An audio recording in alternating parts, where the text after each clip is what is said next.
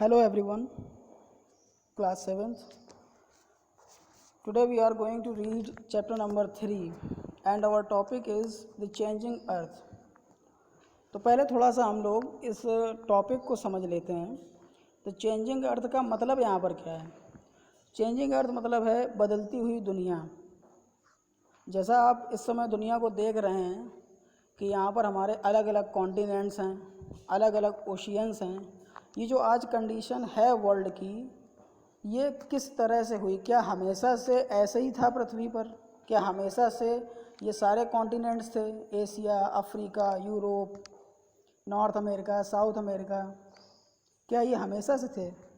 इस बारे में जानकारी लेंगे। या नहीं थे तो किस तरीके से पहले थे और कौन सी ऐसी घटनाएं हुई जिसकी वजह से ये सारे कॉन्टिनेंट आज इस कंडीशन में आ गए हैं। तो हमारी स्टार्टिंग होती है लिथोस्फेरिक प्लेट से। लिथोस्फेयर क्या होता है? हमने आपको पढ़ाया है कि हमारी पूरी अर्थ में there are 3 kinds of materials. One is hydrosphere, second is atmosphere and the third is lithosphere. Lithosphere का मतलब है जितनी भी लैंड, जितनी भी ज़मीन पूरी वर्ल्ड में है उसे हम लिथोस्फेयर से डिनोट करते हैं। तो लिथोस्फेयर जो ये पूरी ज़मीन है पूरी दुनिया में, ये इसके आसपास वाटर भी है, पानी भी है। तो लिथोस्फेरिक जो प्लेट्स हैं उन्हीं से मिल करके ये लिथोस्फेयर बना है। अच्छा, ये जो अलग अलग कॉन्टिनेंट्स हैं इनको प्लेट्स बोला गया, इनकी ज़मीन को एक प्लेट की तरह डिनोट किया गया है। तो इसी को हम लिथोस्फेरिक प्लेट्स कहते हैं। ये प्लेट्स जो हैं, these plates are constantly moving at a very slow speed of about a few centimetre every year. ये जो प्लेट्स हैं ये लगातार बहुत धीमी मात्रा में, कम मात्रा में गति करती हैं, एक जगह से दूसरी जगह हिलती डुलती हैं हर साल कुछ सेंटीमीटर। अच्छा, ऐसा होता क्यों है? This is because of the movement of मॉल्टन magma inside the earth. ये इसलिए होता है कि पृथ्वी की जो अभी भी कोर है, कोर मतलब बिल्कुल पृथ्वी के अंदर, बीचों बीच, सेंटर में, केंद्र में, वहाँ पर अभी भी मॉल्टन मैग्मा है, यानी पिघला हुआ लावा है एकदम। जैसे जो ज्वालामुखी फटता है तो आपने देखा होगा उसमें अंदर से कि ऑरेंज कलर का मटेरियल बाहर निकलता है, उसी को मैग्मा कहते हैं, मॉल्टन मैग्मा। ये पृथ्वी के अंदरूनी कोर से निकलता है। तो इसी वजह से जो हमारी प्लेट्स हैं वो हिलती हैं। The movement of these plates causes changes on surface of the earth. यानी जो इनकी मूवमेंट है प्लेट्स की, इन्हीं की वजह से अर्थ की सरफेस पर कई बदलाव होते हैं। चूँकि हमारे 7 कॉन्टिनेंट्स हैं तो लगभग 7 बड़ी and several minor plates existing under the surface of अर्थ। यानी पृथ्वी की सतह के नीचे 7 बड़ी और कुछ छोटी छोटी प्लेट्स हैं जो मतलब पृथ्वी की सतह के अंदर हैं। These plates are also known as tectonic plates. इन्हीं प्लेट्स को हम टेक्टोनिक प्लेट्स भी कहते हैं। Each year these plates move about a few millimetres. हर साल ये प्लेट्स जो हैं वो कुछ मिलीमीटर खिसकती हैं। अब मिलीमीटर का आपने मेज़रमेंट देखा होगा, अपनी जो आप स्केल यूज़ करते हैं उस स्केल में एक साइड इंचेस होते हैं, एक साइड सेंटीमीटर होते हैं, और हर सेंटीमीटर जो है वो 10 छोटे छोटे पार्ट्स में बटा होता है जिसे मिलीमीटर कहते हैं। तो आप समझ सकते हैं कि मिलीमीटर कितना छोटा मानक है। अगर आप एक कुर्सी को भी, चेयर को भी अगर आप 1 मिलीमीटर खिसका दें तो आपको अंदाज़ा नहीं होगा कि वो चेयर खिसकाई भी गई है या नहीं। और फिर ये तो इतनी बड़ी प्लेट है जिस पर हम रहते हैं। तो चलिए हम बात करते हैं कॉन्टिनेंटल ड्रिफ्ट। यानी ये जो आपकी प्लेट्स हैं, ये जो हिलती डुलती हैं, ये कैसे बनी? तो इसमें एक साइंटिस्ट थे। साइंटिस्ट एक्चुअली जो साइंस के सेक्टर में रिसर्च करते रहते हैं उन्हें साइंटिस्ट कहते हैं। और जो मीटियोर जो आपके एस्ट्रॉइड, मीटियोर्स जो सोलर सिस्टम में हैं, उनकी जो स्टडी करते हैं उसे मीटियोलॉजिस्ट कहते हैं। तो 1912 में एक जर्मनी के मीटियोलॉजिस्ट थे एल्फ्रेड विगेनर। इन्होंने कोशिश की थी कि कॉन्टिनेंट किस तरीके से बटे और जो महासागर हैं, जो ओशियंस हैं, जो आज हैं, Indian ocean, Pacific ocean, Atlantic ocean, ये किस तरीके से बने। तो इनके आपको ये 5 फिगर्स दिए गए हैं अर्थ के। पहले आप देख रहे हैं, इसे परमियन कहते हैं। ये लगभग 225 मिलियन ईयर्स एगो तब पृथ्वी ऐसी थी हमारी। ट्रिएसिक ये है 220 मिलियन ईयर्स एगो, यानी 5 मिलियन ईयर्स एगो पहले वाले से। जुरैसिक यानी जिस समय डायनासोर वगैरह रहते थे उस समय की ये है third figure, 135 million years ago. फिर ये है क्रीटेशियस, ये 65 मिलियन ईयर्स एगो है। और आज की पृथ्वी जिसे आप जानते हैं वो 5वां फिगर, 5th फिगर। तो इस थ्योरी का मतलब क्या था, क्या इन्होंने थ्योरी दी थी?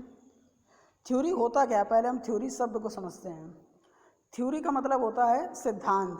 जैसे आप किसी भी जीव के बारे में, किसी भी चीज़ के बारे में जब आप एक रिसर्च करते हैं तो आप एक कॉन्क्लूज़न पर, एक उपसंहार या लास्ट में एक उद्देश्य पर पहुंचते हैं, और उस उद्देश्य की जो रिटन वर्डिंग होती है उसे हम थ्योरी कहते हैं। तो इस सिद्धांत के अनुसार क्या उन्होंने रिसर्च की थी? मिलियंस ऑफ ईयर्स एगो, यानी लाखों साल पहले, ऑल लैंड्स मासेस वर ज्वाइंट टुगेदर, जितने भी ज़मीन के टुकड़े हैं ये सब एक साथ जुड़े हुए थे, and formed a super continent called Pangaea, एक पूरी ज़मीन, और इसे हम पैंजिया कहते हैं। बाद में due to external and internal pressure, जब ये सुपर कॉन्टिनेंट था, सारी लैंड जुड़ी हुई थी, तो अंदरूनी और बाहरी कुछ दबाव की वजह से, प्रेशर की वजह से जो पैंजिया है, जो सुपर कॉन्टिनेंट था, वो कई टुकड़ों में टूट गया। And there was a horizontal displacement of the continents, और इसी तरह से जो कॉन्टिनेंट थे वो सीधे सीधे विस्थापित हो गए, थोड़ा दूर चले गए एक दूसरे से। और between the continents water collected to form the ocean, अब जब ज़मीन दूर चली गई तो जो पानी उन्हें घेरे हुए था वो पानी अब उन टुकड़ों के बीच में आ गया और वो ओशियंस यानी महासागर बन गए। इसी को हम विगेनर की थ्योरी कहते हैं, कॉन्टिनेंटल ड्रिफ्ट की।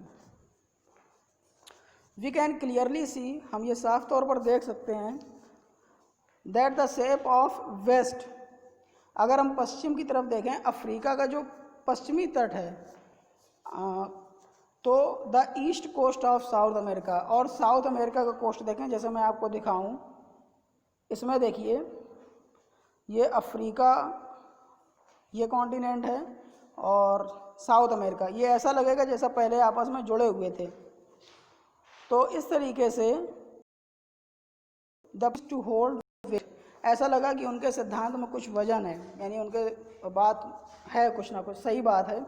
It is like fitting together the different pieces of a huge jigsaw puzzle. Jigsaw puzzle वो होती है जिसमें हम टुकड़ों को जोड़ करके कोई कंप्लीट चीज़ बनाते हैं, तो ये बिल्कुल उसी की तरह है। अब हम चर्चा करेंगे प्लेट टेक्टोनिक्स, जो ये आपकी लिथोस्फेरिक प्लेट्स थी, उन्हीं के बारे में बात करेंगे कि विगेनर बताया है। Wegener's theory was improved upon by the adding the idea of floating plates on the molten mantle. तो जो विगेनर की थ्योरी है वो इस सिद्धांत पर सुधारी गई, उसमें एक विचार और जोड़ा गया कि जो मॉल्टन मैंटल है उसमें ये जो प्लेट्स हैं वो तैरती रहती हैं। अब आप सोचेंगे कि मेंटल क्या है, MENTL, जो इसमें मेंटल है वो क्या है। मैंने आपको शायद बताया है कि जो पूरी पृथ्वी है उसमें जितनी जो ऊपर की परत है उसे क्रस्ट कहते हैं, लगभग 1000 किलोमीटर गहराई तक। उसके बाद आपका क्रस्ट के नीचे का जो हिस्सा होता है वो मेंटल होता है, और मेंटल के नीचे जो अंदरूनी हिस्सा होता है उसे कोर कहते हैं। तो कोर और क्रस्ट, इसके बीच का है उसे मेंटल कहते हैं। और ऐसा माना गया है कि जो मेंटल है उसमें पिघली हुई चीज़ें हैं जिसकी वजह से आपकी ये जो प्लेट्स हैं ये तैरती रहती हैं। और ये सिद्धांत ने विगेनर के सिद्धांत की जगह ले ली। इस सिद्धांत के अनुसार जो कॉन्टिनेंट्स हैं वो पृथ्वी द्वारा लगाए गए दबाव की वजह से हिलते डुलते रहते हैं या अपनी जगह चेंज करते रहते हैं। चलिए इस सिद्धांत के बारे में पढ़ते हैं जिसने विगेनर के सिद्धांत की जगह ली। पहला पॉइंट, अर्थ की जो ऊपरी परत है वो प्लेट्स से मिलकर के बनी है, जिसे आप टेक्टोनिक या लिथोस्फेरिक प्लेट्स कह सकते हैं। There are 7 major and several minor plates, all these plates float independently. लगभग 7 बड़ी और कुछ छोटी प्लेट्स हैं जो स्वतंत्र आज़ाद रूप से तैरती रहती हैं, जब सब एक ही डायरेक्शन में हिलें, कोई आगे कोई पीछे रहती हैं। The plates are continuously moving but they move at a extremely slow rate, about a few millimeters per year। मैंने आपको मिलीमीटर की वैल्यू अभी भी बताई है कि आप किसी भी चीज़ को 1 मिलीमीटर खिसकाएंगे तो आपको पता भी नहीं चलेगा कि वो कितनी खिसकी है। तो ये जो प्लेट्स हैं ये कुछ मिलीमीटर 1 साल में खिसकती हैं और बहुत ही धीमी गति से। The energy required to move these plates is produced by internal heat of earth। अब हम सभी जानते हैं कि कोई भी चीज़ अपने मन से हिल नहीं सकती है, या तो वो जीवित हो तब अपने मन से हिल पाएगी, और या फिर उसमें कोई बाहरी बल लगाया जाए, कोई बाहर से ताकत लगाई जाए तब वो हिलेगी। तो इन प्लेट्स को हिलाने के लिए जो एनर्जी है जो वो पृथ्वी के अंदरूनी गर्माहट से आती है। अगला point, the tectonic activities like earthquake, volcanoes occur around the plate margins. जो टेक्टोनिक एक्टिविटीज़ हैं जैसे कि भूकंप आना, ज्वालामुखी फटना, ये सब इन्हीं प्लेट्स के हिलने डुलने की वजह से होता है। The movement of these plates causes changes on the earth surface. जो ये प्लेट्स हिलती हैं इन्हीं की वजह से पृथ्वी की सतह पर बदलाव होते हैं। जैसे कि आपको पता होना चाहिए कि जो हिमालय पर्वत आज खड़ा है वहाँ पर पहले काफ़ी साल पहले एक रिवर हुआ करती थी, और इन्हीं प्लेट्स की हलचल की वजह से रिवर ने धीरे धीरे वहाँ पर सेडिमेंट्स यानी मिट्टी के छोटे छोटे कण दाना इकट्ठा किया, और फिर वो जा कर के वहाँ पर इतना बड़ा हिमालय स्थापित हुआ, छोटे छोटे होकर के। तो ये जो मूवमेंट्स होती हैं ये पृथ्वी की सतह पर बदलाव करती हैं। The movement of this plates take place due to various forces acting on them. जो इन प्लेट्स में हलचल होती है, मूवमेंट होती है, वो इस वजह से होती है क्योंकि उन पर कई फोर्स कार्य कर रहे होते हैं। ये फोर्स 2 तरह के होते हैं। पहला है exogenic force originated on the surface of earth. These forces act in the form of rivers. Exo का मतलब होता है बाहरी, तो एक्सोजेनिक मतलब जो बाहरी बल होते हैं जो पृथ्वी के बाहर से लगते हैं सतह से, जैसे कि नदियों का बहाव, हवा का चलना, ग्लेशियर्स, समुद्री लहरें। अब अगला है एंडोजेनिक फोर्स। एंडोजेनिक यानी अंदरूनी, जो पृथ्वी के अंदर से निकलते हैं। तो हम जानते ही हैं कि ये जो फोर्स होते हैं वो अचानक से या फिर धीरे धीरे होते हैं। तो इसकी वजह से प्लेट्स जो हैं वो साइड बाय साइड या फिर ऊपर नीचे मूवमेंट करती हैं, और ये मूवमेंट की जो है वजह से अलग अलग रिलीफ फीचर बनते हैं। रिलीफ फीचर मतलब जैसे कहीं पहाड़ बन जाए, कहीं पठार बन जाए, कहीं प्लेन्स बन जाएं, कहीं डेजर्ट बन जाए, इस तरीके से। सडन मूवमेंट्स जब होती है तो उसकी वजह से या तो ज्वालामुखी फटता है या फिर भूकंप आता है। So dear students, we are just completing today page number 16 and you have to read it. आप इसे अच्छे से पढ़ें, समझें वीडियो को देख करके, और अगर आपको कोई भी डाउट्स हों तो आप ज़रूर व्हाट्सएप पर क्वेश्चन जो है करें। That's it.